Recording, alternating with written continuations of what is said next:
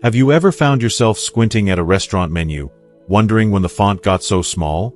Or maybe you felt that familiar ache in your knees and thought to yourself, "Here we go again."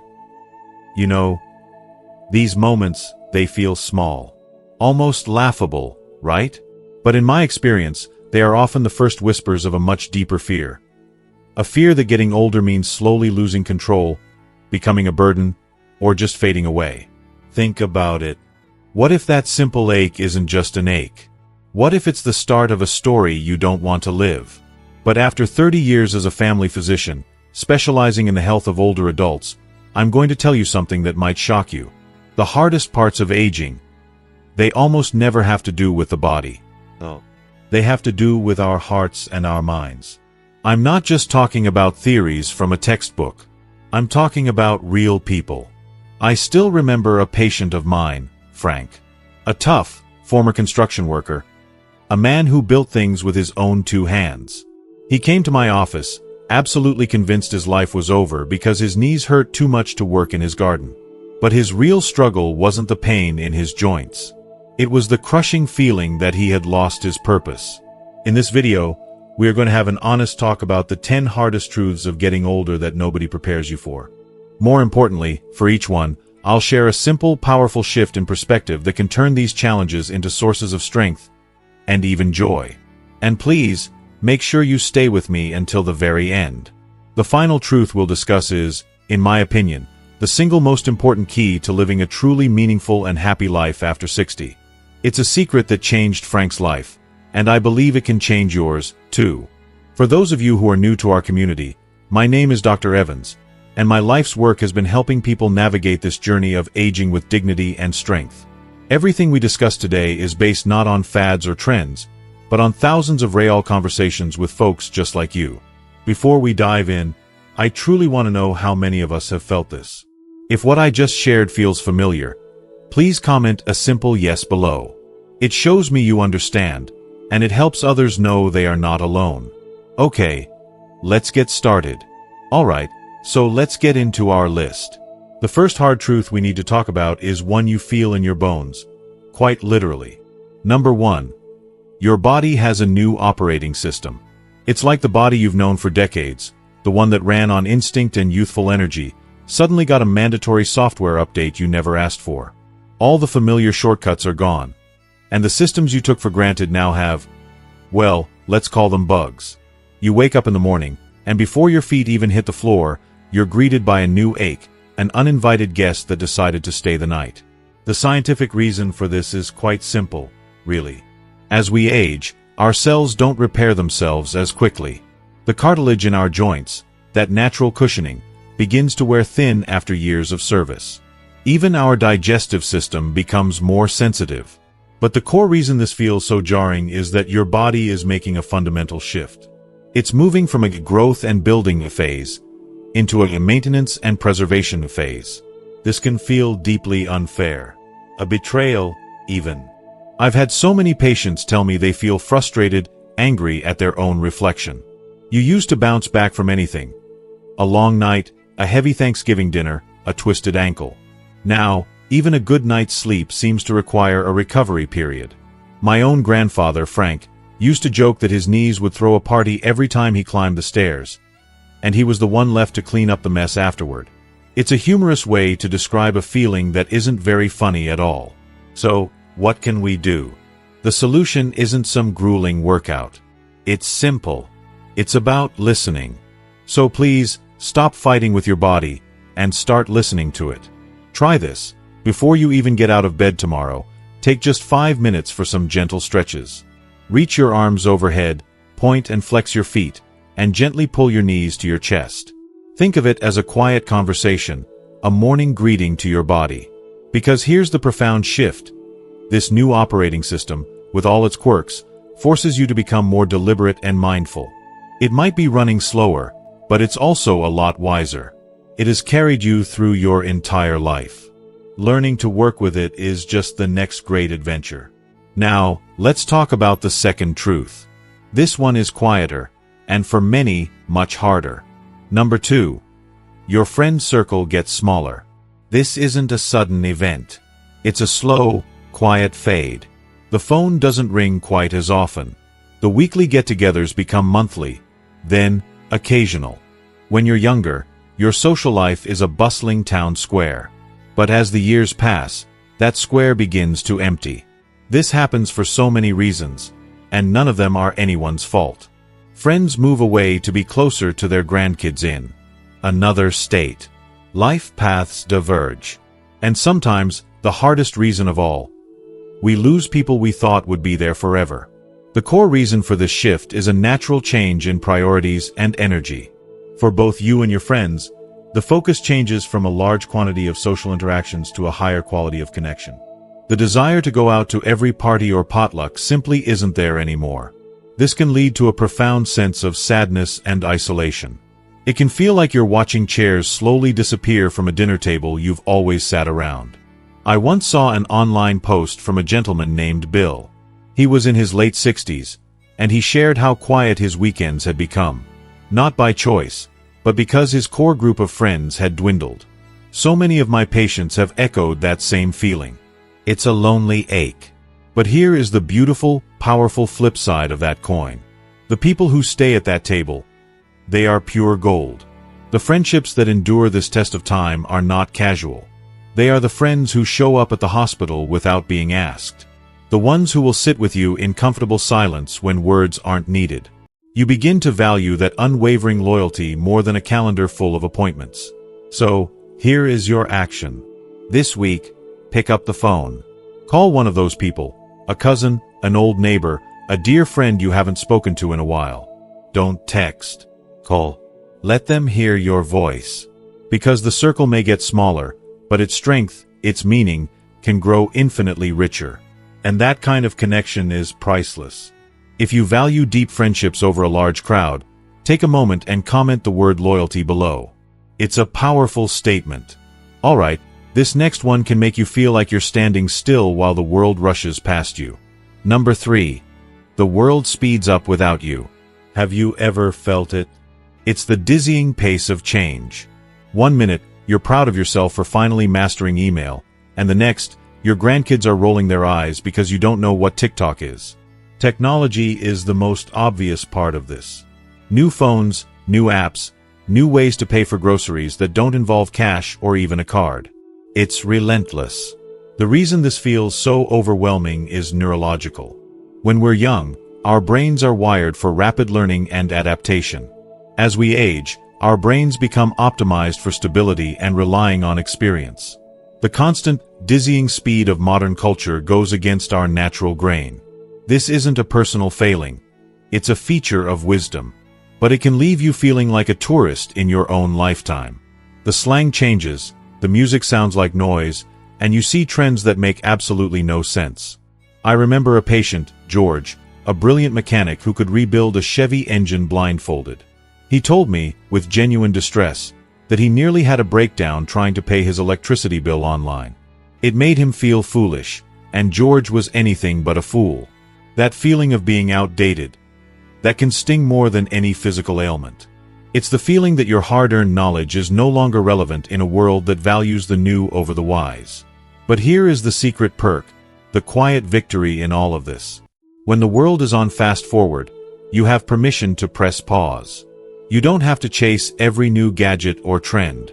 You can trade the fear of missing out for the joy of missing out. JOMO, as they call it. So here is your simple task. The next time you feel overwhelmed by a piece of technology, take a deep breath and ask, do I truly need this to live a happy life? If the answer is no, give yourself permission to let it go. You can choose to step aside from the frantic race and live at your own pace. While everyone else is staring at their phones, you can be enjoying your garden, reading a book, or simply savoring a quiet cup of tea. And believe me, in today's world, that feels like winning. Now, let's discuss a deeply personal and often painful truth. Number 4. You start seeing yourself disappear in society. This is the quiet sting of invisibility. It's not something that happens overnight.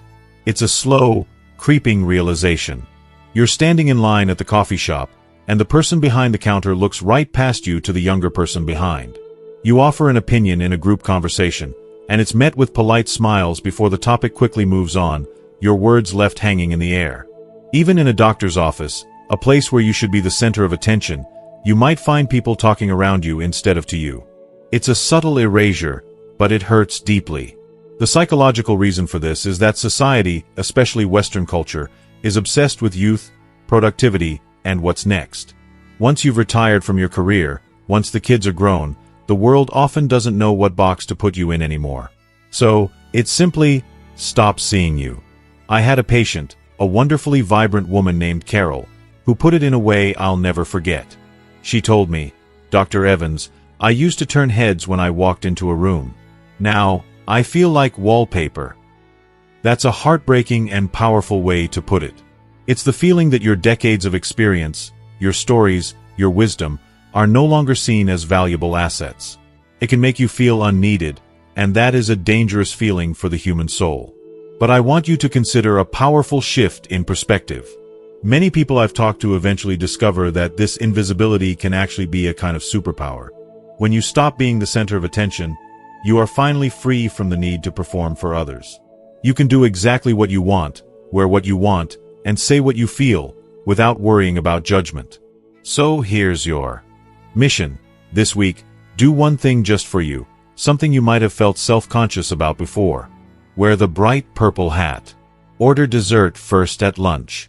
Sing along to the radio in your car, loudly. Embrace the freedom of not being watched. Because while you might feel invisible to strangers, remember this. To the people who truly matter, your family, your true friends, you are anything but. You are their anchor. You are unforgettable. This next one. This one touches the very heart of what it means to live a long life. Number 5. Memories become both sweet and heavy. Memories are funny little things, aren't they? They sneak up on you. You'll be driving, and a song comes on the radio. And suddenly, you are 17 again, cruising down the street with the windows down, not a care in the world. Or you'll smell freshly cut grass, and just for a second, you're transported back to a summer evening in your old backyard, watching your children chase fireflies. These moments are pure treasure. They can make you smile until your face hurts. They are the proof of a life fully lived. But, and here's the part nobody prepares you for, those same memories can also become heavy. The core reason for this is the simple, undeniable passage of time. As you look back, you realize that so much of what you're remembering is now gone. The people you laughed with, the beloved pets who curled up at your feet, the very homes you filled with life. They exist now only in these precious, shimmering memories. And that is a truly bittersweet feeling. The joy of the memory is tangled up with the sorrow of the loss. It's a weight that can settle on your heart when you least expect it. I once heard a gentleman say something that has always stuck with me. He said, "I didn't know the last time I tossed a baseball with my dad was going to be the last time." That's the kind of truth that can take your breath away. So, how do we carry this weight without letting it crush us? We share it. Your memories are not just for you. They are a legacy. Your action is to become a storyteller. The next time you're with your grandkids, don't just ask them about their day. Tell them a story about yours. Tell them about your first concert, the trouble you got into in high school, and the day you met your spouse.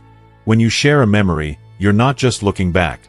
You are bringing the past alive into the present. You are keeping those people and those moments with you. The memories may be heavy, yes, but they are also what keep you tethered to a life rich with love and meaning. They are a story worth telling. Alright, number 6 is about the little things in life that suddenly become, well, not so little. Number 6.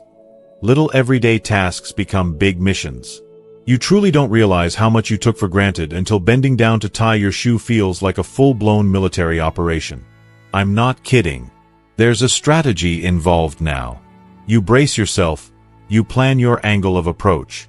You might even grunt a little on the way back up.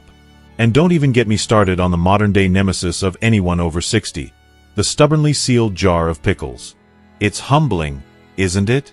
These tasks, carrying all the groceries in one trip, climbing a flight of stairs without a second thought, even just getting out of a low-slung sofa, used to be the background noise of your day. Now, each one can feel like a challenge. The physiological reason is straightforward. a natural decrease in muscle mass and joint flexibility, which we call sarcopenia and arthritis. It's a normal part of the aging process. But the emotional impact is what really hits home. It can make you feel weak, frustrated, and dependent. You see something on the floor and have a brief, intense negotiation with yourself about whether it's worth the effort to pick it up. This erosion of simple physical autonomy can feel like a significant loss of independence, which is a core fear for many of us. But here is where a wonderful, and often funny, transformation occurs. You start to celebrate victories that younger people wouldn't even notice. When you finally wrestle that stubborn jar lid open, it feels like you've just won a gold medal at the Olympics. You deserve a victory lap around the kitchen. So, here's your task. Embrace adaptation and celebrate the small wins. I knew a man named Michael who bought one of those grabber tools. He called it his third arm and used it for everything. He didn't see it as a sign of weakness. He saw it as a clever solution. Get the gadget. Ask the neighbor for help with the jar. Find a new way to do things. Because when you learn to greet these small missions with humor and resourcefulness instead of frustration, you find a new kind of joy. That stubborn jar lid never stood a chance. And if you've ever had that triumphant feeling of finally opening a stubborn jar, go ahead and comment the word victory below. I know I have. This next truth is one of the most profound and difficult parts of a long life. Number 7. You start grieving more often. When you're young, grief is an earthquake. It's a rare, earth-shattering event that tears your world apart, and then you slowly rebuild. But as you get older, grief changes. It becomes less like an earthquake and more like the changing of the seasons. It's a constant, recurring part of the landscape of your life. You start attending more funerals than weddings. You lose friends, siblings, old coworkers, people you thought would always be a phone call away. One person put it so starkly. And it's true, adulthood is realizing you'll be a pallbearer more often than a groomsman. That is a sobering reality.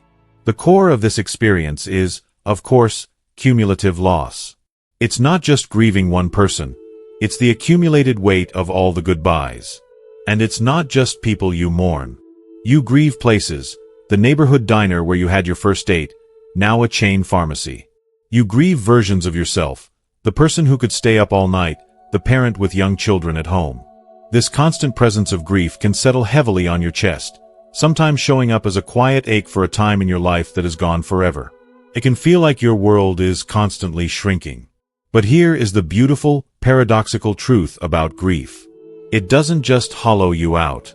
It also carves out a deeper capacity for love and gratitude within you. Loss sharpens the edges of the present moment. So, what is the action here? It's to let grief be your teacher.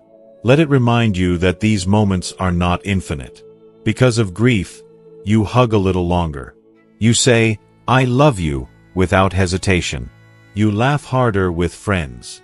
I once knew a man in his 80s, Mr. Henderson, who told me his morning ritual. He'd wake up and make a point to call at least one person he loved every single day. He said, "Doctor, one day I won't be able to make that call, and I never want them to wonder if I cared." Grief makes life feel fragile, yes. But it also makes it feel more urgent, more vibrant, more alive. It pushes you to make every remaining moment count. Alright, number 8. This one happens to all of us, usually when we least expect it. Number 8. The mirror becomes a stranger. You walk past it one morning, maybe on your way to the kitchen to start the coffee, you catch a glimpse of your reflection, and you do a double take. For a split second, you think, "Who invited my father into my bathroom?" Or, "When did my mother start living here?" It's a jarring, disorienting moment, because in your mind, you still feel like you. You feel 30, or 40, or 50. You still have the same mischievous spirit, the same memories, the same soul. But the face looking back at you, it seems to be telling a different story. The wrinkles, the age spots, the silver hair that seems to multiply overnight. This internal disconnect is one of the strangest parts of aging.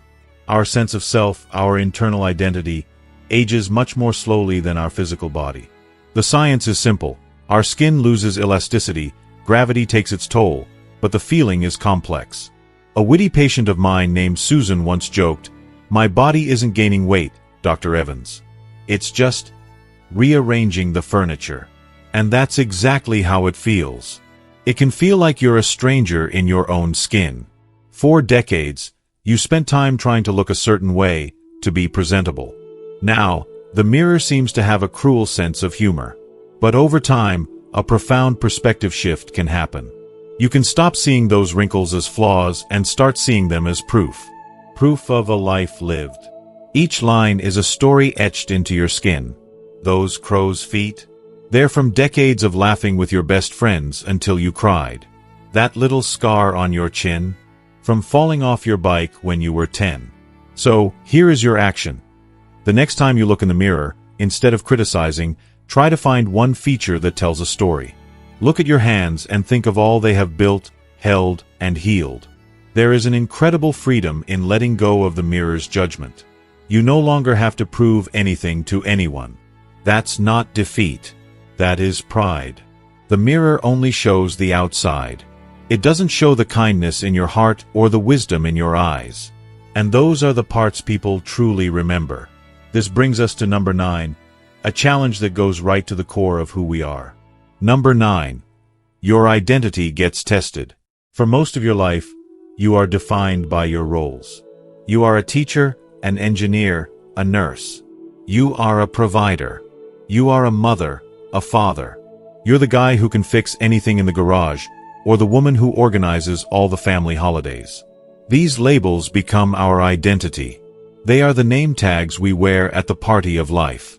And then, one day, those name tags start to fall off. Retirement hits. The kids move out and start their own families. Your body decides that climbing ladders isn't your thing anymore. And you find yourself standing in the quiet of your own home, looking in that same stranger's mirror, asking a terrifying question. So, who am I now? You don't realize how much of your sense of self was tied to what you did until you're not doing it anymore. This is a profound psychological crisis for many. I had a patient, John, who told me that when he retired from his accounting firm, it wasn't the loss of the paycheck that hit him hardest. It was the loss of his morning routine, the camaraderie with his colleagues, the feeling of being needed. He felt purposeless. That is a hard pill to swallow, and it's a feeling that can lead to depression and decline if it's not addressed. But here is where it gets incredibly interesting. This identity shakeup is also a profound opportunity to reinvent yourself. For decades, you were who the world needed you to be. Now, you finally get the chance to be who you want to be. So, your task is one of exploration. Get curious. What was a hobby you abandoned in your 20s because you didn't have time? Was it painting? Playing the guitar? I knew one gentleman who discovered YouTube at 70 and started a channel making cooking videos. Another woman, Barbara, turned her love for gardening into a neighborhood project, teaching kids how to grow vegetables. When your old labels peel away, it's scary at first, but it is also incredibly freeing. You are no longer in a box. You can build a new identity, one based on joy and curiosity. And that version of you might just be your favorite one yet. If you have ever felt this powerful shift in identity, or if you're going through it now, comment the word reinvent below. It's a declaration of new beginnings. And finally, we've arrived at number 10, the one I promised you. In my opinion, this is the hardest and the most liberating truth of all. Number 10. You realize time is both short and precious. Here's the one that sneaks up on everyone. Time starts to speed up. I don't mean literally, of course, but it sure feels that way. Do you remember when summers as a kid felt like an entire lifetime? Now you blink, and a whole year has flown by. You find yourself saying, "How is it September already? Wasn't it just Christmas?" This realization, that your time is a finite resource, is a heavy one. It means acknowledging that you have fewer tomorrows than you have yesterdays. And that awareness can feel like a clock is ticking loudly in the background of your days, creating a sense of urgency that can sometimes border on anxiety. This is the central challenge of the final chapter of life, confronting our own mortality. It's the ultimate loss of control, and it's something our minds naturally resist. It's why we put off important conversations, why we hold on to petty grudges, why we say, we'll do it someday. We act as if someday is guaranteed. The hard truth of aging is the quiet, constant whisper that it is not. It's a gut punch of a realization, and it can be profoundly sad. But here is the twist. This is the secret that changed my patient Frank's life. This realization is also the greatest gift of all. Because knowing that time is short is the only thing that makes you truly value the time you have. It becomes a filter. A powerful filter. You stop wasting energy on things that don't matter. You stop putting off the phone call to your son. You start saying yes to the little adventures and no to obligations that drain your soul. A wise old gentleman once told me, when you're young, you think time is a bank account with unlimited funds. When you're old, you realize it's more like a wallet. You can see how much is left, and you choose very carefully how you spend it. That's it exactly. Your action is to become a wise spender of your time. Instead of trying to have it all, you zero in on what makes life meaningful. That is the ultimate freedom. The fact that time is short is what makes it so precious. It is the ultimate nudge from the universe to live with urgency, honesty, and gratitude, starting right now. So, as we bring our conversation to a close, I want to circle back to the story we started with. Remember Frank, the tough, former construction worker I told you about at the beginning? The one who felt so defeated by his garden stairs? Well, today, Frank isn't worried about his knees nearly as much. He found a new purpose. A wonderful one. He started teaching a few of the neighborhood kids how to build birdhouses in his garage. He realized his true value wasn't in his physical strength or his ability to kneel in the dirt. It was in the wisdom he could share, the patience he could teach, the joy he could create with his own two hands, in a brand new way. And that story, Frank's story, is really the lesson for all of us. Getting older isn't about what you lose. It's about what you gain. It's about gaining a perspective that only comes from decades of living. It's about a deeper appreciation for time, and the freedom to finally, truly live a life that is honest and authentic to who you are. The nonsense just falls away. What's left is what's real. As we wrap up, we've explored 10 of the hardest, most honest truths about this journey. But knowledge is only powerful when we put it into action. So now, I have one important question for you. What is the one commitment you are making to yourself after watching this video? It could be as simple as, I will do that 5-minute stretch in the morning, or I will call my sister tomorrow. It might even be, I will be kinder to the person I see in the mirror. Please share your personal commitment in the comments below. Reading them inspires me, and more importantly, it lets us all inspire each other to take that first, meaningful step. And if you found real value and inspiration in our time together today, show your support by giving this video a like. It truly helps me know that these conversations are making a difference. To ensure you continue on this journey with us, and never miss another talk full of life-changing wisdom, hit that subscribe button. It's more than just subscribing. It's joining a community. A community dedicated to living our best lives, together. Finally, think of one person in your life who might need to hear this message today. And please, share it with them. You never know whose heart you might touch. Thank you for spending your precious time with me. Until next time, take care of yourself. You've earned it.